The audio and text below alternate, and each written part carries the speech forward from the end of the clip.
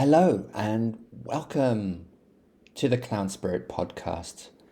I'm Barnaby King. I'm the founder of Clown Spirit and Clown Spirit Village, where we take the power of clowning and we use it to bring lightness, joy, and connection to your life and the lives of everybody around you. And I'd just like to start this week's episode by saying a huge thank you to all of you, to you, for listening and for supporting this podcast. It wouldn't exist without you, and I do it for you.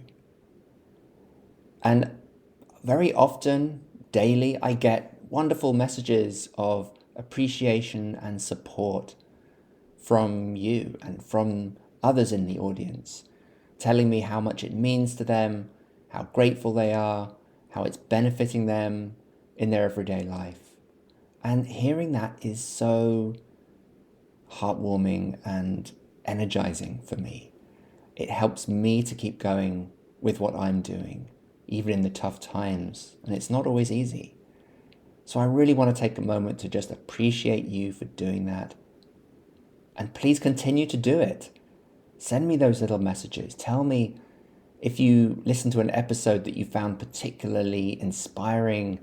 Just let me know about that.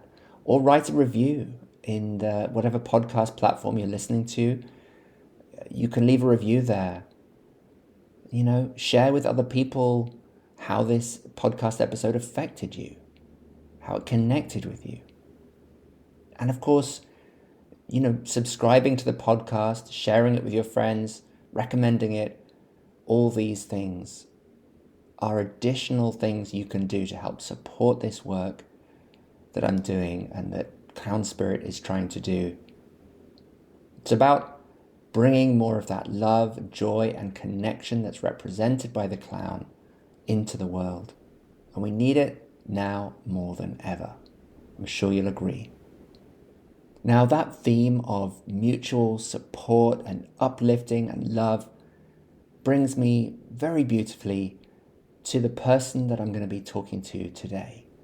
My guest this week lived on a bicycle for 6 years. He cycled all over Europe and also across the US, visiting in total more than 10 countries, 30 states, cycling over 28,000 miles. The remarkable thing is that he made his way just by being a street performer, and at first, at least, not a particularly successful one. And he had to survive on the kindness and generosity of the people, the many people that he met along the way. And in some senses, this was a journey of discovery for my guest, Nathaniel Allenby. Not only about being an effective street performer, but also the inspiration and the realization of our interdependence, of the kindness and generosity of others, of being able to trust that. Later, he fell in love with the art of clowning and became a successful business owner of a circus based in San Diego called Cirque Quirk. And now Nathaniel is bringing these things together in a new way. He has a book called The Cycle of Kindness, in which he takes that experience of being the beneficiary of other people's kindness and generosity and giving it back, turning that around to help other people in the way that he was helped. He's raising funds to create an app, for example, that will support people and encourage people to commit random acts of kindness. He talks about his focus and his life goal being uplifting others, encouraging them to find that artistic, creative spark in themselves, to be outspoken about their truth, to live into their dreams and their visions. He's a very uplifting, positive, optimistic person, and I think you're going to find this podcast inspiring, encouraging. I really think that you're going to enjoy the spirit and the energy that Nathaniel brings to his work. It's a welcome, fresh and necessary injection of energy and positivity and warmth at this time. And I really love the work that he's doing. So please sit back and enjoy this interview in the Clown Spirit podcast, talking with circus entrepreneur, inspirational public speaker, author, clown, promoter of kindness and generosity, Nathaniel Allenby.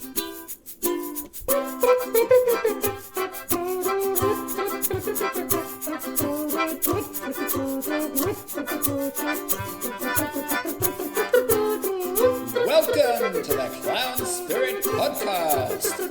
And here's your clowntastic host, Mr. Barnaby King. Nathaniel, thank you so much for joining us on the Clown Spirit Podcast. It's really a delight to have you here. Barnaby, it's a pleasure to be here. I love clowning. I love the clown spirit. It's an honor. Thank you. It's always great to connect with people who are geographically in the vicinity, even though it's actually like probably almost 1,000 miles away, but it feels like you're on the West Coast. You're on the West Coast, both on the West Coast doing clowning. Yeah, I'm from the West Coast, born just outside of Portland, lived on a bicycle for 6 years, pedaled 28,000 miles, including a trip down the West Coast. Ended up in Baja, Mexico over 2 winters before landing in San Diego, where I've been ever since. 14 years, been running Cirque Quirk, now the highest rated company in San Diego, and getting to hire wonderful artists to do what they love and pay them the best I can. Wow, that's such a cool story. I have so many questions about all the specifics of that, the cycling and the traveling but maybe if we go right back to the beginning, what was it that brought you into the world of clowning and circus in the first place? What was your earliest point of entry into that It world? was actually the cycling tour. In 2005, I dropped out of college politics program, Bush W, post 9/11 era. I felt very depressed, very hopeless, and didn't know what to do with my life, and started playing video games professionally, full time, and that Wow. was very unhealthy. Despite winning an international grand championship at World of Warcraft, very unhealthy. I was spending so much time sitting on a computer, and my best friend noticed this. And he said, "Hey, come on a hike with me." And with my consent, dosed me on magic mushrooms. And by the end of the hike, had convinced me to go on a trip with him to Europe, that he would buy me a one-way ticket and a bicycle when we got there, as long as I would ride around with him wherever he wanted to go. And then we got there, he bought the bikes, he bought a bike cart, we got some tickets from cops on our first day out, and then he said, "Okay, now I'm broke. You get to learn how to juggle so that we can busk on the streets of Europe to make some money as we go along." And I was like, "I don't know anything about juggling. I have no really quality hand-eye coordination." And he said, "Don't worry, I'll teach you." And he did. It took me a month. I was a terrible student. I spent an hour a day learning. So 30 hours it took me to learn three balls. In contrast, my best students can learn in 5 minutes. He may Maybe not you're have a been a better great teacher. maybe you're a better teacher than Yeah, he was. yeah. And that was 2006. And so I began just figuring out things over time. Ended up coming back to the United States in 2007, got a job canvassing. They actually encouraged me to juggle. So I did that while trying to make some sales, and then didn't love that. So kept traveling, took a team of 6 across the United States in 2007. We were called the Cycle Circus, and we had 6 different artists, 2 musicians, 4 different forms of prop manipulators. And we went from the West Coast to Wisconsin, Minneapolis, and then we split up.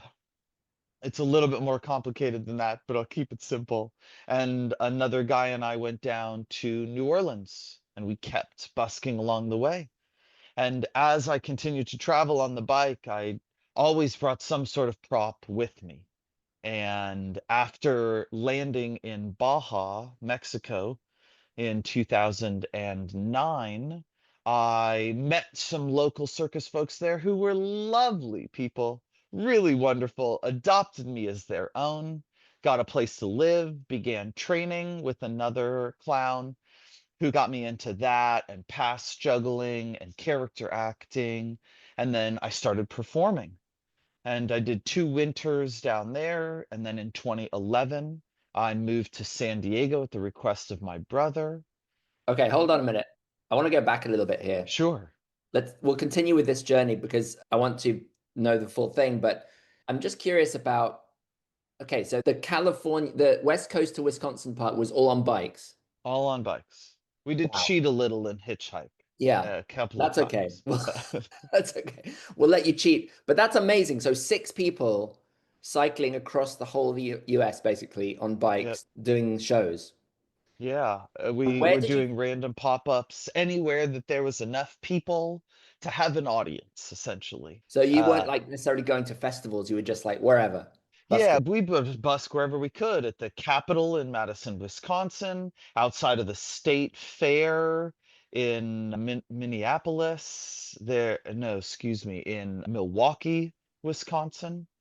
We would busk in little towns outside of grocery stores or at gas stations if that was all Yeah. there was. I love We, it. I love this feeling that you were outside of the kind of the structures that exist for artists and yeah, which in Europe are much more established, but there are some structures, festivals and such that you can go to here. But you were just like you were more in that it's almost I think of it as a kind of a proto circus era when traveling artists with skills would just be yeah, like literally just traveling and pop and just yeah, finding an audience and doing a show in order to make a living. And it feels now yeah. quite rare, but it very renegade, very quite bohemian. Yeah, we were very much like a renegade avant-garde street theater troupe that would Yeah. sometimes perform together, but other times we would just have one person watch the bikes and the other 5 people would pick a spot around town and be at a different street corner and see which one would actually make us more money. Oh, cool. Interesting. And so we'd have like partner acrobatics who could do different things, and too high with the top flyer juggling, and then we'd have a musician playing to garner that kind of attention, or we'd spread people out and divide and conquer, if you will. What did you learn about actually making money doing that? Like, I'm sure that there was a learning curve there and you got better at it. Yeah, I learned that I was one of the worst income earners of the troupe. I was one of the most timid about interacting with total strangers and just engaging people at will, having no idea what to say, no experience gathering an audience, or how to pass a hat and actually have a little show with a definite conclusion where there's a specified moment for people to donate. Yeah. I essentially just practiced and hoped people would pay me to practice. And that Right. was the first 6 years of my busking life. And they did pay you a little bit, presumably, because you made a living from it. Yeah, by the time I was in San Diego, I got a permit to be in Balboa Park, and I'd be making between 12 and $25 an hour. And that was enough. While at that point, I was living in a van after I'd had a season of work. Mm, Because as I landed in San Diego, I wanted to improve. I wanted to get better. The goal at that point in my life was growth. And so, besides spending 4 to 6 hours a day busking 6 days a week, I sought out community and found other local artists who either had their own companies or were professional jugglers who I could learn from. And one of them, a man, Derek Gilday, who's a phenomenal clown in his own right, he met me total stranger, and said, "Hey man, there's not a lot of juggling work, but if you're reliable, there's a company who does stilt puppeteering called Dragon Knights." And I was like, "I don't know how to stilt walk or puppeteer." And he's, "You weren't listening. They're just looking for reliable people. We'll train you." And so I began training stilt walking and puppeteering in 2011 and Mm. auditioned. 8 people applied, 2 people got jobs, and I was one of them. And within a year, I had done an audition for Disneyland for this company with 6 hours of experience on a specific puppet and nailed it well enough that we got the job. And I Oh. spent 2.5 years working at the Mad Tea Party inside California Adventure as a flamingo rider. And I loved it. Yeah, yeah. So that was like puppeteering on stilts. Yeah, puppeteering on stilts, these massive, elaborate, 10-foot long birds. The company also has a griffin and a dragon, which I had learned to ride as well. And there's multiple levers and pulleys and systems that she wouldn't want me to give away. There were little fake legs that would go over the sides of the birds. Yeah, And so my legs were the legs of the bird itself. And it very cool. was lovely way to get introduced to the professional performance arts scene Yeah, in Southern California and beyond. and really get your chops like technically. And I Yeah, imagine so that was like a transition from pure technique of object manipulation into more of a theatrical framing of something like a character and a world. And exactly. I got real training. I learned character acting, yeah, movement, stylistic development, makeup, portraying a specific silent actor. So my boss at the time taught me how to scowl because I literally didn't know how to scowl at that point in my life. And we would learn relationship dynamics and how to play a ground safety person as a sort of bridge in between the audience and the performers on mm, stilts as a way to keep them safe and as a way to create a bubble so that the puppets themselves weren't touched in order to maintain an illusion of real life existence, that these weren't just puppets, that they were real living things. and so where did the clowning fit with all of this? Was that a slightly later stage, or were you already doing it at that Yeah, point? so these ground characters were very much like clowns. Mm. We would make up languages. We would not speak in any discernible English or whatever.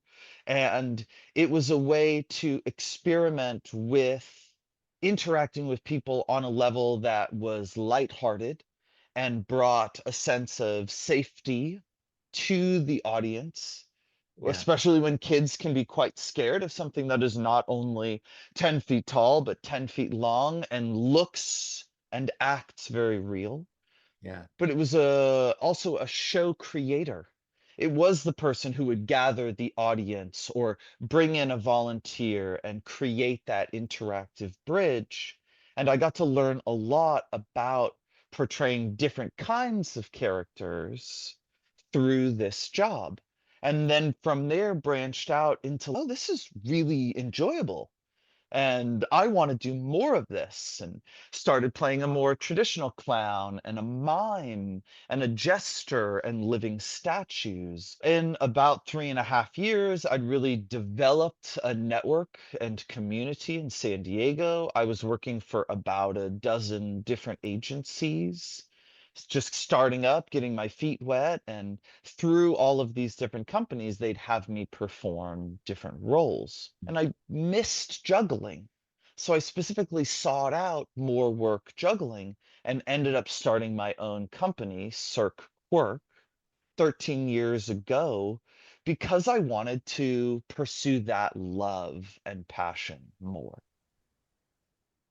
Yeah. So that sounds like a very big transition. What was it that, Huge. yeah, you drove that? So it sounds like what drove that transition was wanting control a bit more, or wanting to have to achieve your own vision as opposed to just being in other people's. Yeah, the real reason I stopped traveling was because I started thinking to myself, like, okay, this is lovely. I enjoy this, but what is my intention? What Mm. is the purpose of my life? And how am I contributing? How am I giving back? Because I started to feel a lot like a taker.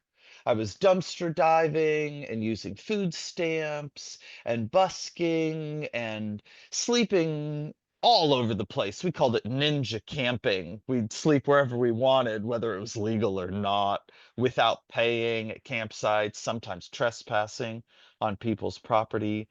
And there was a sort of like ethical ambiguity that I had become not so okay with. And so the intention became, I want to do something positive for the world. I had been a part of protests and direct action and civil disobedience, and a lot of this was fighting against something negative. And Mm. I saw how that wasn't working. And so instead, I wanted to choose to work towards something positive. And clowning is essentially the act of bringing joy to one's audience. And so it really became this North Star or guiding principle where I said, I want to bring wonder, joy, awe, and amazement to people's lives. And circus is a perfect avenue for that.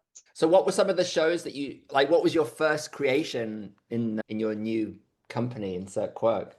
So I started as an ambient juggler, just roaming events. And then over time, I developed my own show, which turned into a 30 to 45-minute production that I have performed hundreds of times.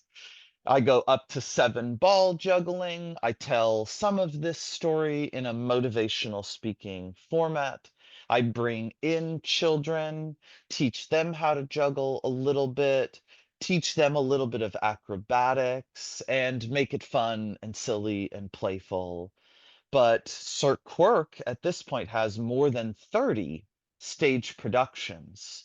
So if a client just says, hey, I want this, that's ready to go. And Mm. so I've done everything from puppeteering the San Diego Zoo's 100th anniversary to traveling to Zimbabwe with Clowns Without Borders and developing a show in 2 days with 3 artists I had never met before and Yeah. everything in between.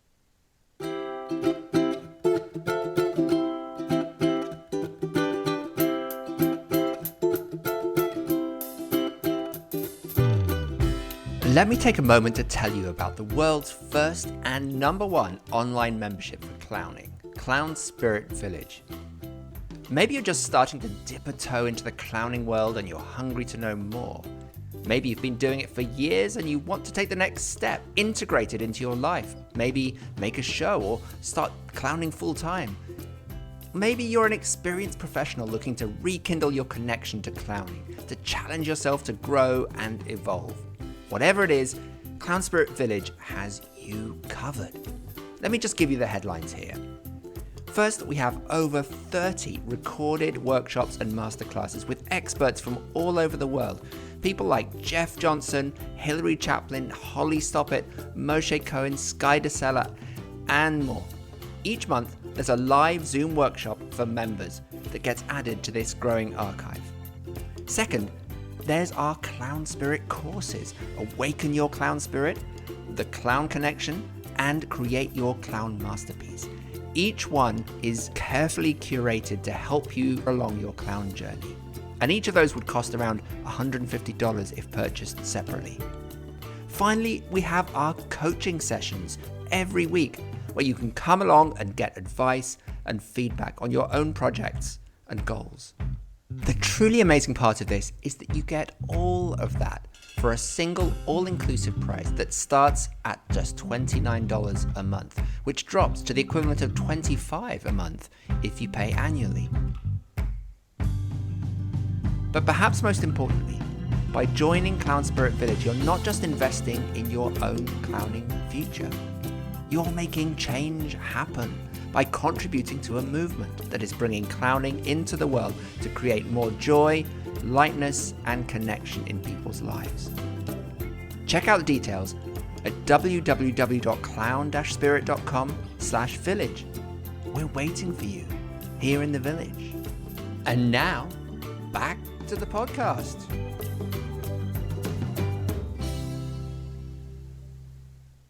I really liked how you articulated this shift from wanting to fight negativity to bringing positivity, or that's how I heard it. Yeah. Wanting to imagine and create the world you want instead of fighting against what you think is unjust or wrong. And I like Exactly. that. I like that shift. And I'm wondering, you made that shift some years ago, it sounds, but I'm wondering, where are you at now? Like, how do you feel now about the clown's role in the social political reality that we're facing right now? Sure. So frankly, I'm a little saddened by the clown's portrayal within movies that consistently shows this negative, scary feature. It's comical to me that a lot of people have turned Trump into a clown. That's a whole thing we could go into, but to this day, it feels more important to me than ever to affirm the positive, bring joy, work towards a positive end goal. Because if I'm fighting against something I don't like, what I'm creating is conflict. And that's not my life goal. My dream is to have a profoundly positive impact on the planet, and I focus my efforts accordingly. Even when I'm clowning, I will almost refuse to do clowning combat. Like, I don't want to be fighting with another clown. That's not what I want to imitate. Yeah. I want to focus on clown collaboration. And even in shows, the stories that I'm trying to tell is one of inspiration, uplifting, motivating. I'm never trying to bring an audience down or even get them to have this conflictory or warring mentality. It's all about how we can lift each other up, how we can elevate one another. Mm. And I try to remember this ethos of imagine a world where no one tears each other down. Nobody's judgmental, critical, guilting, or shaming one another, but instead it's a world full of praise and lifting each other up. And so, regardless of political party, gender, affiliation to a specific group, I believe that we can find common ground, celebrate our differences with other people, and lift up the positive things that they are doing for the world. Yeah, I love that. What a beautiful sentiment. And as you say, there's a sort of a link there as I listen to you between this idea of lifting people up and creating the world we want and the clown's innate ability to play, to imagine, and as you said, to create whatever we want. Yeah, Imagination is the limit. It's almost as if we are, as clowns, we are like, we're not in charge of anything, which is the kind of the ironic thing. We don't have any responsibility for making decisions about how society goes forward, but we have this, maybe like all artists in a particular clownish way, we have this ability to, or this responsibility to be the engine of change because we're able to imagine something different from what is. So agreed. if we can create that image and then give it to people, evoke it in the ether, in the minds and hearts of people, then maybe Yeah. there's a chance that reality will seep into, or that imagined reality will seep into actual reality. The role of, or call it the privilege or responsibility of an artist, is to shed light on something of importance through our perspective. And it doesn't matter what kind of artist someone is, anyone can do this, Mm. truly.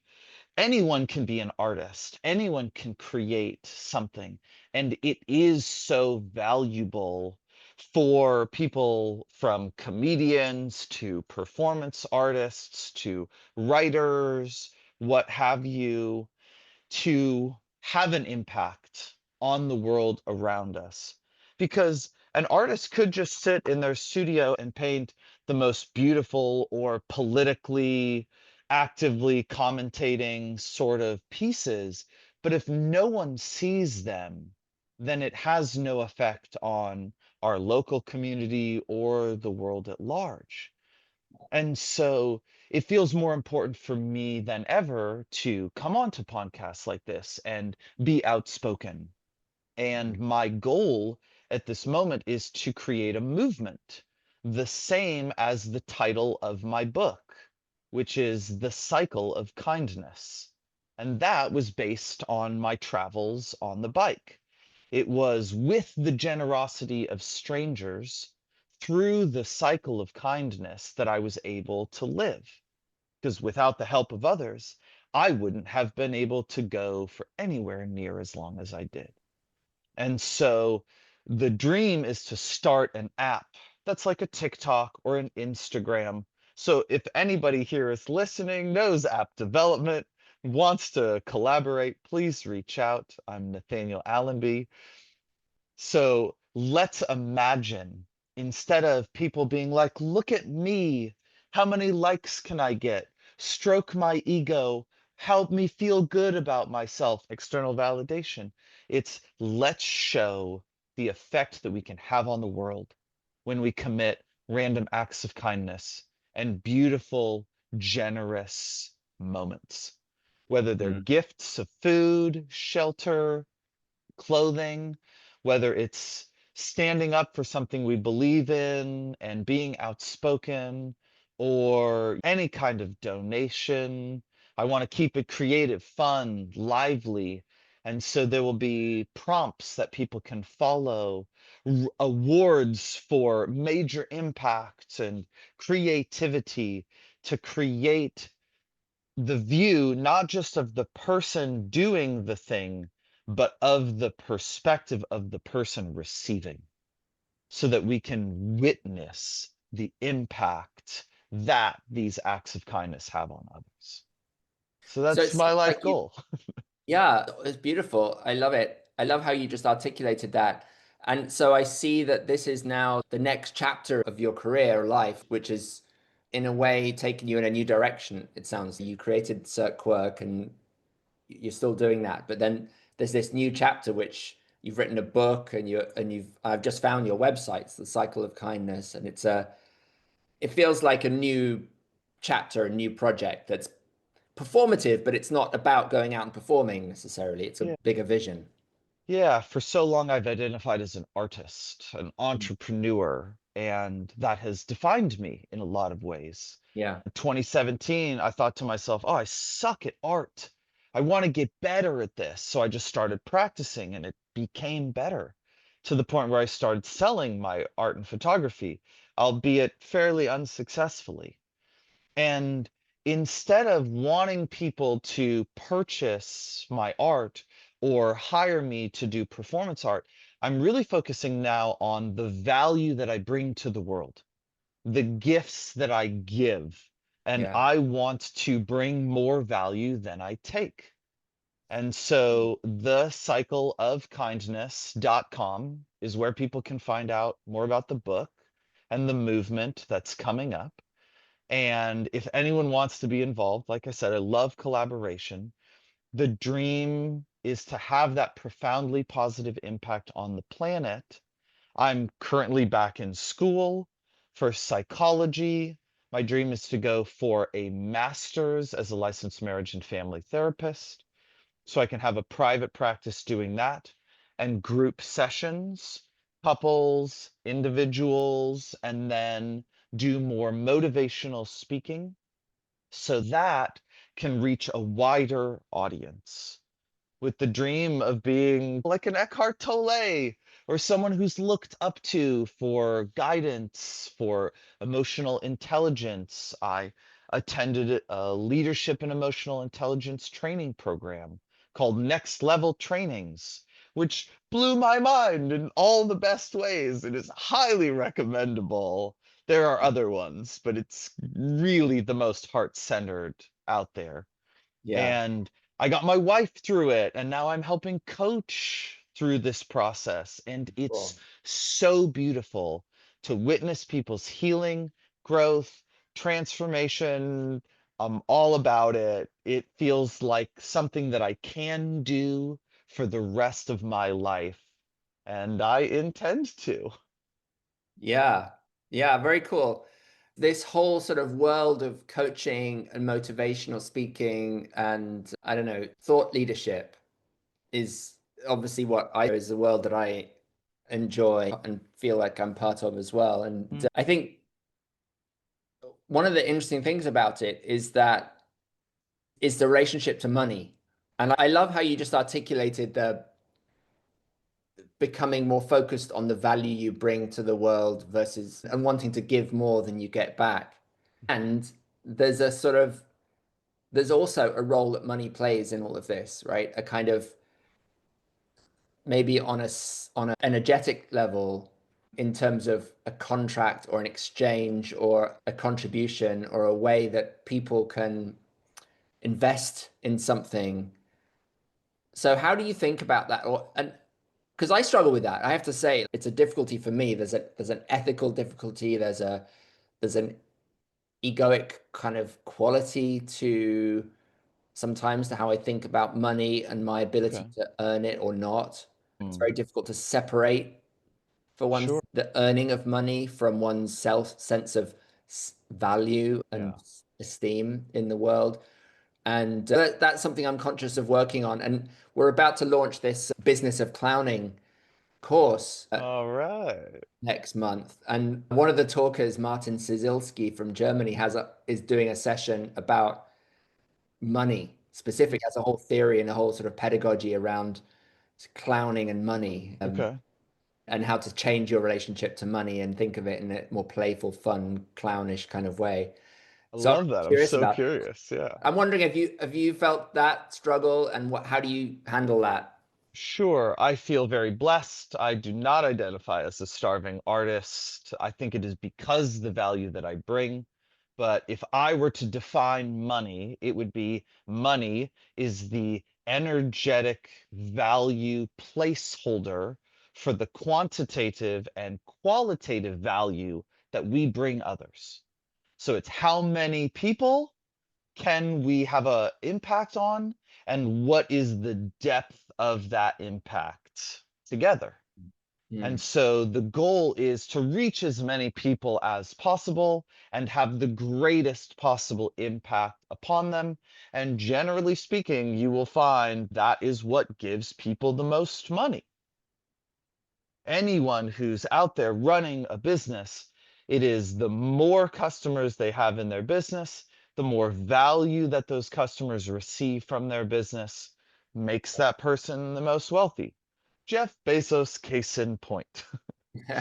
So many people didn't love retail shopping or were already shopping online, but needed to look in multiple places for the same thing or for different things. And he simply consolidated that, made it accessible for everyone, and then seriously drove prices down as much as he could Yeah. to create further competition. And so he's bringing value to people. Is he bringing joy to people? That's a whole other conversation topic. There's an element to that as well, which is that we've, as a society and as a world, we've moved, it seems, more in this direction of where wealth and power is focused on a smaller and smaller percentage of people. Yeah. And that is screwed up in my mind. And Certainly income distribution or income inequality has grown significantly in the past 40 years. There is a lot of information out there about that, but when I used to study this stuff several years, gosh, almost a decade ago, we were at over 4 to 500 times the earning gap between average mean income and the top 1%. There was a whole movement. We Yeah. are the 1%, the 99% movement that was massive years ago, and that hasn't changed. Just because there was this movement to raise awareness, there is absolutely no change taking place there. In fact, the gap has probably grown Yeah. since then. Are clowns somewhere in the middle? Artists, oftentimes, sadly speaking, are not seen as having the great value that I believe that they truly have. It's somewhat sad how performance artists and teachers, the people that we entrust to care for our children, are often some of the lower paid people in society. It's a reflection of the value that a salesman who could be selling things that are doing damage, like guns, bullets, bombs, receive extremely high commissions, make lots and lots of money, while those who are entrusted to bring up the youth of America and worldwide in an ethical, conscientious, mindful, and aware manner are often not given the representative value that I believe that they're worth and they deserve. Yeah. So, Nathaniel, I'm curious about this journey that you're on now and what the next few years are going to look like for you. You mentioned that you're moving to the Pacific Northwest Correct. area. So we'll be neighbors.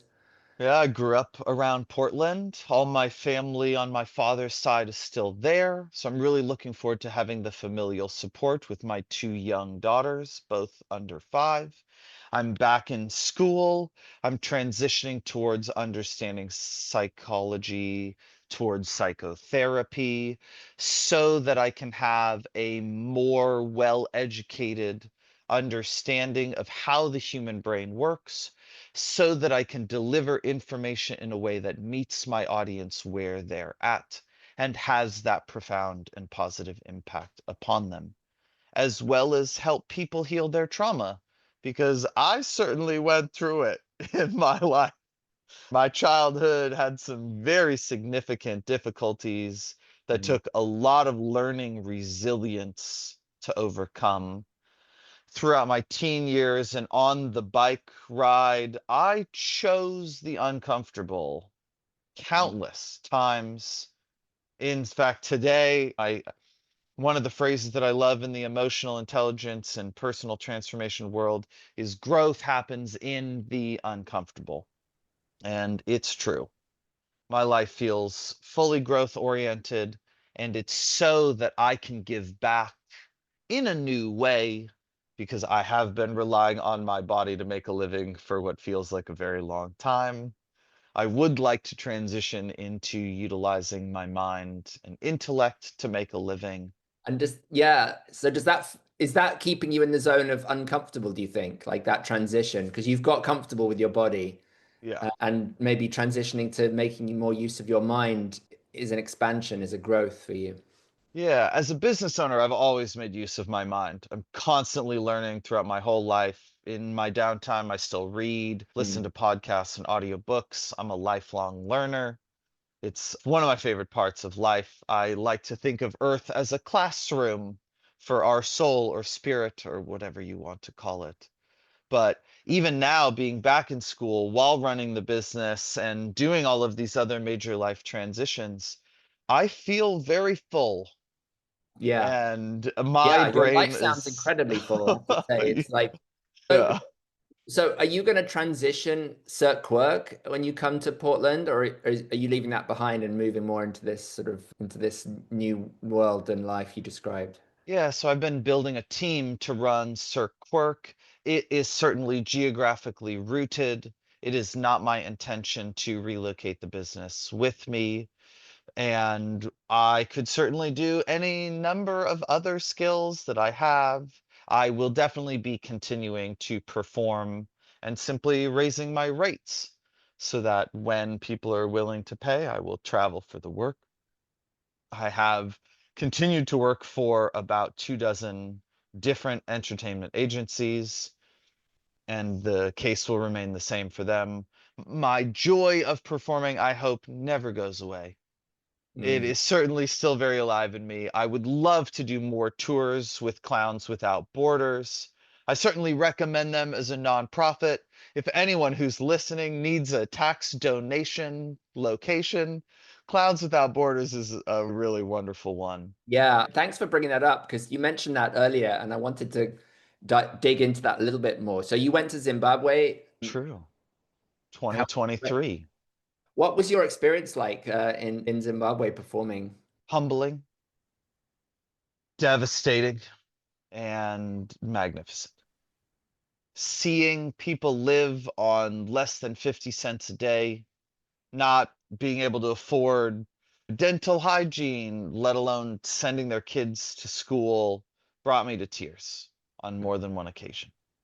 Seeing villages completely destroyed from natural disasters, and years later having very little infrastructure, let alone reconstruction, was, like I said, humbling. I feel very blessed and entitled with not only what I was born into, but the opportunities that I have, the value of the dollar, and the strength of this economy, to say the very least. We went through, call it a pre-show for the governing body of the area, just to make sure that it was sensitive and wouldn't do anything that could re-trigger or traumatize kids who had seen such terrible destruction. Mm. We also performed at a very large refugee camp on National African Children's Day Mm. for about 3 to 4 thousand people in an incredibly beautiful performance that included native dance and a ton of other groups doing their own things. And it was so magnificent to be a part of. I highly encourage anyone listening to, at some point in your life, join some sort of philanthropic organization, volunteer your time for humanitarian aid, refugee work, relief work. It is so impactful. It makes such a difference on how we see the world. And I truly believe that in the giving, in the being generous, we get to receive. Mm. In the teaching, we learn the best lessons. It's Mm. in being in a place of service that we gain the most in this world. Said. And if folks listening are interested in finding out more about Clowns Without Borders possibilities, there is a conversation I did with Frankie Tompkins, who's the current executive director of Clowns Without Borders USA. And there's also one with Tim Cunningham, who's also one of the main people in that organization. Of course, Clowns Without Borders exists in different countries around the world as well. So if you're listening and you're in a different part of the world, you can look up, you might find there's a Clowns Without Borders chapter in your country. And I'll never forget my experiences. Many of the villages that I went to, people had never seen a clown or a theatrical performance, let alone Right. a puppet or a white person. And so people would see me and they're like, "What is that? Is that a ghost?" And they didn't know. And oftentimes they'd come up to me after and pinch my skin to make sure that I was real. And the character that I played not only had the stereotypical red clown nose, but had these giant, oversized red clown shoes. And they alone brought so much laughter to so many people. It was just a gift to be a part of it. And it's beautiful that I think it's part of the ethos of Clowns Without Borders to work with local artists as well. So it's not just parachuting in and working, Right. but rather it's like about building relationships and collaborations Yeah. and bringing artists together to work and create. And so there's building the infrastructure of what's possible Yeah. in those countries without us having to always go. I love how they're supporting the local arts community and scene, as well as creating network and connection so that there is more of a global circus and specifically clown community. Yeah. Beautiful. Nathaniel, I feel like we've just gotten so much beautiful wealth, richness from your story and your ideas. Before we wrap up, is there anything that I've left out that I haven't asked you about that you want to leave us with? Any thoughts or? Yeah, the thought I'd really love to leave people with is take a chance on doing something that you love, because we can fail doing things we don't love. If your regular job feels like a soul suck, or that there's an aspect of your life that isn't serving you, I encourage you to step into the uncomfortable, lean into your growth edge, try something new, imagine the kind of impact that you can have just on yourself by living your authentic and vulnerable truth, and what that will do to give permission to others to do the same, and the kind of impact that you'll have on others. And so if this kind of work is important to you, I love collaboration. Again, I'm Nathaniel Allenby. My circus entertainment company is called Cirque Quirk. We're all a little quirky here. We're based in San Diego. We're the #1 rated company. My book is called The Cycle of Kindness, which you can buy on Amazon, Barnes & Noble, or anywhere good books are sold. My art company is called Allenby Art. If you'd like to support me by buying a piece of my artwork, you're welcome to do that as well. And please live your life in the most positive and profound way that you can. Be the Thank you so much. change, make the difference. Thank Yeah, you, Barnaby. absolutely. That was very inspiring. And we'll put all those links into the show notes so that people who are curious to check your work out and the book will be able to just click on those links. And I just thank you, because I feel like what you're doing is you're modeling, you're being an example of this, of living the most authentic and vulnerable life. Yeah. Appreciate your work and appreciate you for being here on the podcast and speaking to our audience. Thank you so much. Thanks again for having me. Thanks, audience, for tuning in. And it's a wrap. Thanks, Nathaniel. Thank you all once again for your supportive comments and feedback, and for just tuning in and being there. Let me know what you thought of this interview with Nathaniel. Write a review. What was it in particular that jumped out at you, that connected, that you related to? I'd love to know. And I'd love to know also who else you'd like to have on this podcast. What other topics you'd like me to talk about. It's always wonderful to be able to work from your needs and your feedback. Tune in again next week for another action-packed episode of the Clown Spirit Podcast. Until then, keep clowning!